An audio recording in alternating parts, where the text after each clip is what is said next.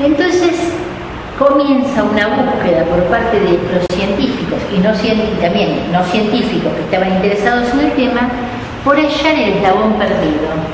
¿Qué es el eslabón perdido? A ver, ya ve toda la línea de los homininos.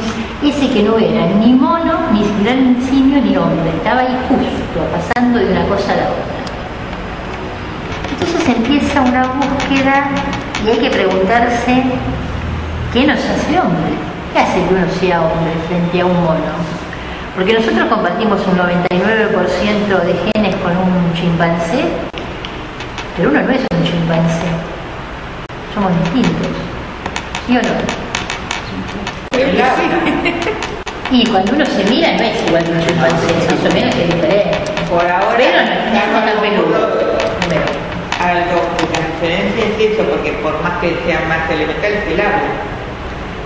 Claro. Ellos se entienden más por señales o por costumbres, o por ahí dicen que hay uno que le enseñaron, pero es varios que le enseñaron a hablar, pero bueno, porque ellos no generan el lenguaje. Claro, me parece que es eso lo que no. Claro, hay algo que nos hace distintos. Entonces, esta gente que empezó a buscar el eslabón perdido, decía, el eslabón perdido debe tener una cabeza grande, porque debió albergar un cerebro muy grande y tener rasgos de simio. Y hay que buscar eso, el que encuentre un fósil con una cabeza grande, una cara de mono, por ahí está encontrando el eslabón perdido. Y en esta búsqueda es muy gracioso, yo si quieren se los puedo prestar, hay un libro fabuloso que cuenta todas las trampas que se hicieron, todas las imitaciones, porque todo el mundo quería encontrar ese eslabón. Entonces se fraguaron fósiles de todo tipo, se inventaron, se malversaron. Hubo una época en que había toda una industria de truchar fósiles. Y la cuestión es que hasta hace no muchos años el eslabón perdido parecía ser Lucy. Lucy se encontró por los años 70, un equipo de antropólogos que trabajaban en Etiopía, en África. ¿Todos saben de qué lado queda Etiopía? Esto es África, ¿no? El continente africano. Etiopía está acá. De esta zona, entre Etiopía y Tanzania, provenimos todos los que estamos acá. O sea, todos tenemos un tren negro y todos venimos de África. Por eso somos tan lindos. Esta gente en realidad estaba trabajando con un grupo de lo que se conoce como Homo habilis, que fabricaban ciertas cositas, era un grupo bastante antiguo, y se encontraron con Lucy. Sabían perfectamente la antigüedad del lugar donde trabajaban porque habían hecho una medición de los terrenos. Eran terrenos volcánicos que se podían medir bien. Y de pronto encontraron un esqueleto prácticamente entero. ¿Por qué digo prácticamente entero? Porque si le faltaba el brazo de un lado, estaba completo del otro. Y si le faltaba una pierna de un lado, estaba completa la otra. Y encontraron lo que hasta ese momento fue el eslabón perdido, Lucy, una hembra bípeda de 1,20 m de estatura, que pesaba unos 27 kilos, habrá pesado en vida, que cuando murió tenía 20 años y ya había sido madre no se sabe cuántas veces, y que tenía 3.200.000 años. ¿Qué importancia tuvo el descubrimiento de Lucy? Que ahí se dieron cuenta que lo más importante no había sido el crecimiento del cerebro en la búsqueda del eslabón perdido, sino el que se hubiera puesto de pie, es la posición bípeda.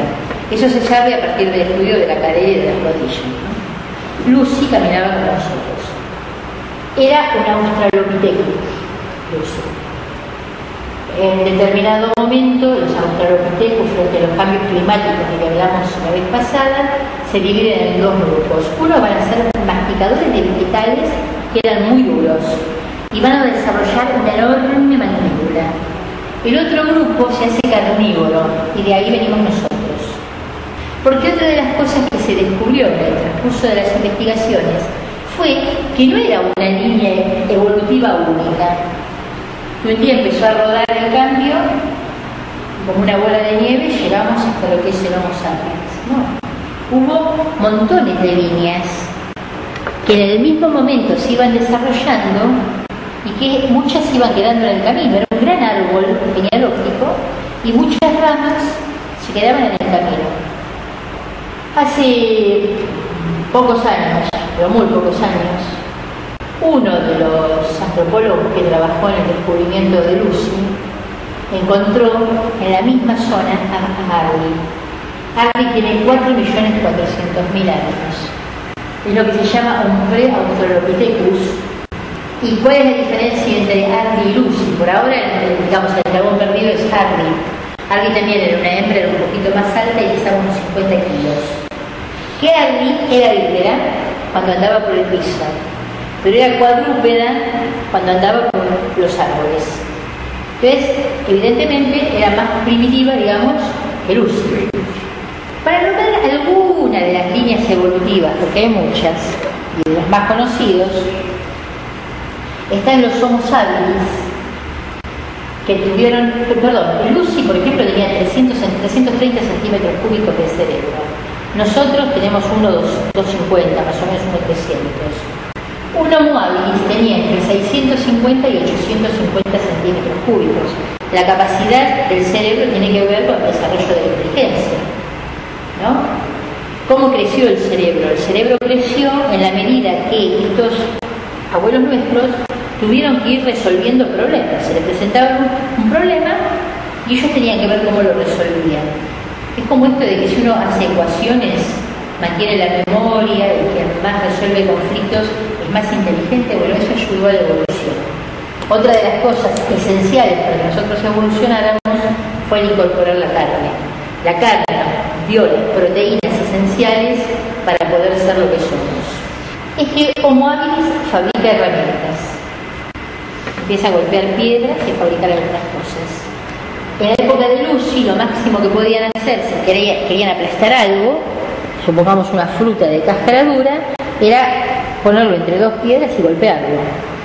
Ponerlo sobre una piedra y con la otra machacarlo. Pero no podían elaborar otro tipo de herramientas. Estamos en África, siempre estamos en África. Pasan unos millones de años, hace 1.800.000 años aparece el Homo erectus. Perdón, hace 1.800.000 años el Homo erectus abandona África. También hay dos grupos, uno que migra y uno que permanece en África. El erectus se va de África y el ergaster se queda en África y se convierte en un gran tallador de piedras.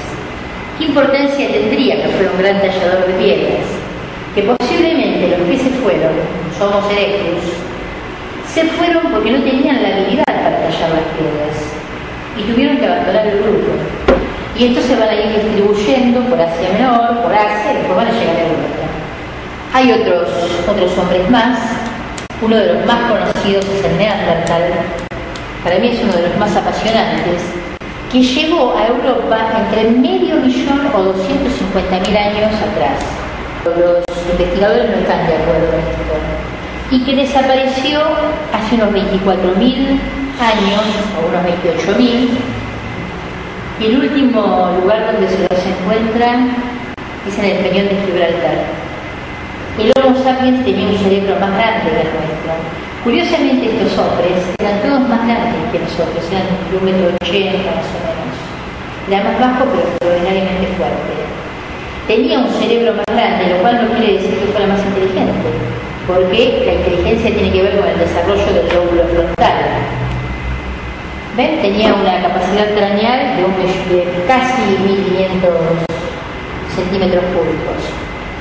Y el Homo sapiens y el Neandertal divergieron hace unos entre 825.000 años y 660.000. Quiere decir que entre estos momentos se produjo la diferencia, nos dividimos.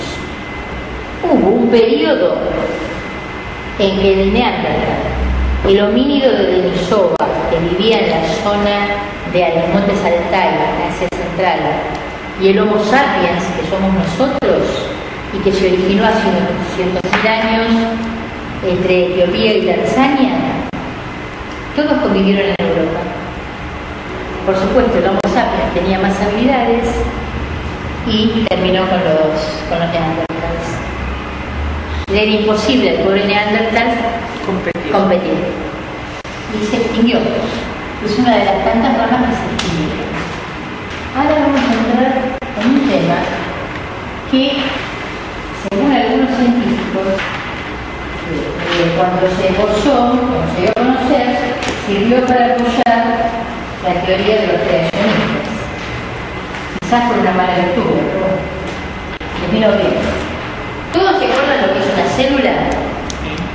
Como un huevo frito. En la yema hay un material, el material genético, el ADN.